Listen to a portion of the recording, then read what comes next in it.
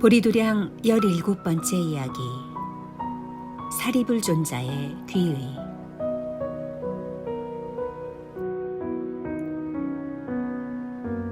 부처님께서 왕사성에서 전법하실 때 후일 불교 교단의 상수 제자가 된 사리불존자와 목련존자가 찾아왔습니다. 두 존자는 많은 불교 경전에서 부처님께 가르침을 청하고 듣는 제자로 나옵니다. 두 분의 고향은 왕사성에서 약 20km 정도 떨어진 나란다라는 도시입니다. 나란다는 불교 최대의 대학이었던 나란다 대학이 있던 불교 성지입니다. 서유기로 유명한 현장법사가 인도로 먼 길을 떠난 이유도 이 나란다 대학에서 불교를 공부하기 위해서였습니다.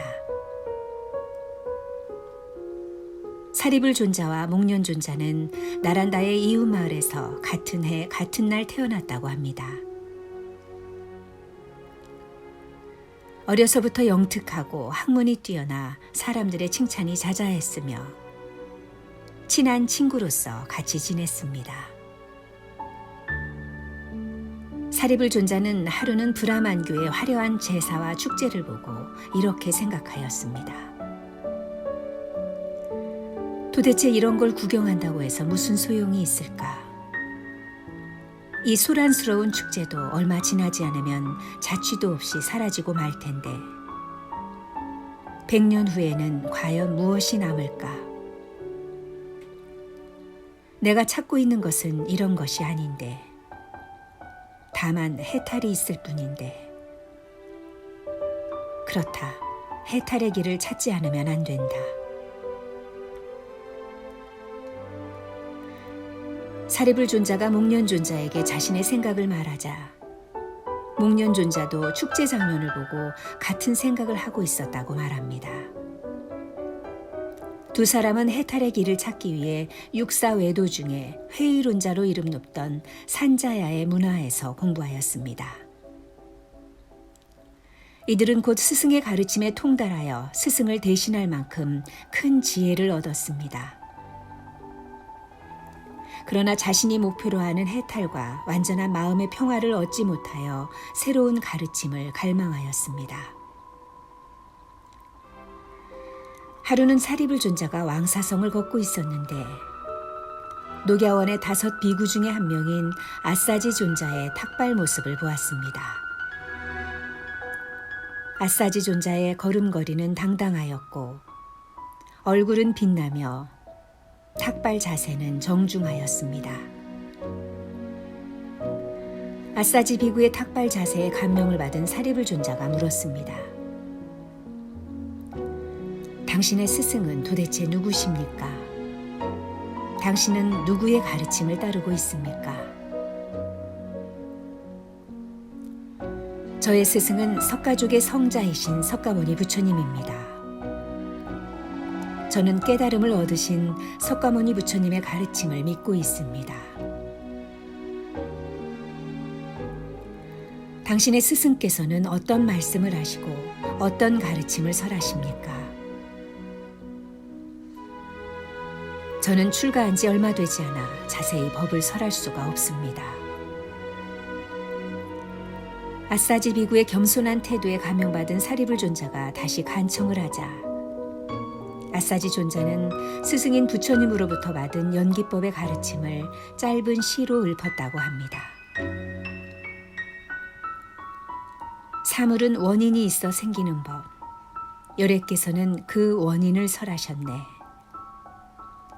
그리고 또 그 소멸까지도 위대한 사무는 이와 같이 가르치셨네. 사리불존자는 이 개송을 듣고 큰 환희심을 느꼈습니다. 자신이 원하는 진리의 가르침을 담고 있는 위대한 가르침이라고 생각했습니다. 사리불존자는 친구인 목련존자에게 이 사실을 알리고 부처님을 찾아가기로 결심했습니다. 사리불존자는 스승 산자야에게도 부처님께 함께 가르침을 받기를 권유하였으나 산자야는 거절했습니다.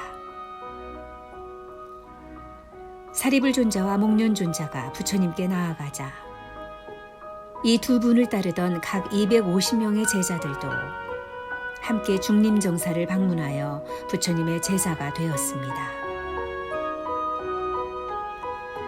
사리불 존자와 목련 존자가 오는 것을 보고 부처님께서는 저 두 사람은 나의 가장 큰 제자가 될 것이다 라고 말씀하셨습니다. 당시 초존법륜 5비구, 카사파 3형제 등 여러 제자들이 있었지만 부처님은 사리불 존자와 목련 존자를 상수 제자로 삼으셨습니다. 이에 대해 불평하는 사람들이 있었습니다. 부처님께서는 이 두 존자는 먼 과거세부터 부처님께 발심하고 공양하며 수없는 생을 수행해온 수행자였다는 것을 가르쳐주며 불평을 잠재웠습니다. 사리불 존자와 목련 존자는 불교 교단에 귀의하여 부처님 옆에서 가장 중요한 역할을 담당하였습니다.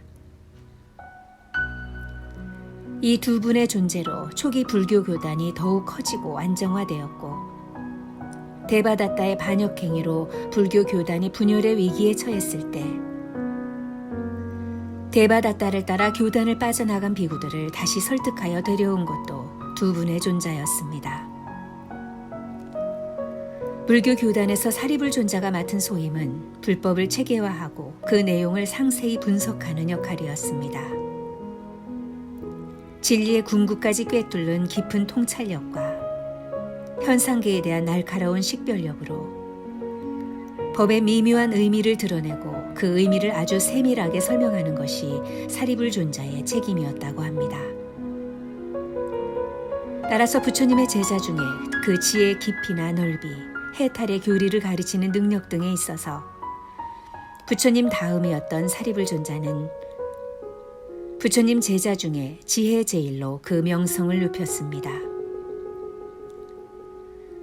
사리불 존자는 부처님의 교화 사업에서 보조자 이상의 중요한 역할을 담당하였고 사려 깊고 친근한 도반으로서 손아래 비구들의 이로움을 지켜주는 보호자로서 스승의 교의를 충실하게 담는 저장고이자 교사로서 주도적인 역할을 해서 법의 장군으로까지 불리게 되었습니다. 아울러 생각과 말과 행동이 겸손하고 고결하며 자신에게 조그만 친절도 평생 잊지 않고 감사하며 마음속에 간직하는 사리불 존자였습니다. 사리불 존자는 자신을 법의 세계로 인도해준 아싸지 존자에 대해 평생 동안 감사의 마음을 잊지 않고 만날 때마다 극진한 예절로서 떠받들었던 숭고하고 섬세한 인간성의 소유자이기도 했습니다. 이러한 이유로 사리불 존자의 지도를 받은 사람들은 사리불 존자의 온유하고 다감한 성품에 크게 고양되어 수행의 향상에 용기를 얻고 매진할 수 있었다고 합니다. 부처님의 아드님인 라울라 존자도 사리불 존자의 가르침을 받았습니다. 철모르는 교만한 소년이었던 라울라 존자를 밀행 제일의 훌륭한 수행자로 키운 것도 사리불 존자였습니다. 사리불 존자는 부처님보다 연장자였는데 부처님께서 열반에 드시기 1년 전에 고향 마을에서 늙은 어머니를 봉양하다가 열반에 드셨다고 합니다. 부처님께서는 사리불 존자의 열반 소식을 듣고 큰 나무에 나뭇가지가 떨어진 것처럼 허전하다고 말씀하셨습니다. 해탈에 대한 순수한 열정, 부처님의 가르침에 대한 순종, 훌륭하고 고결한 인품의 사리불 존자. 이분의 고향 마을에 불교 최대의 대학으로 수많은 학생을 배출한 나란다 대학이 세워진 것은 우연이 아니라고 생각합니다. 지혜 제일이자 법의 장군인 사리불 존자의 불법의 진리를 향한 열정과 원력의 힘이 그곳에 깃들어 있기 때문일 것입니다.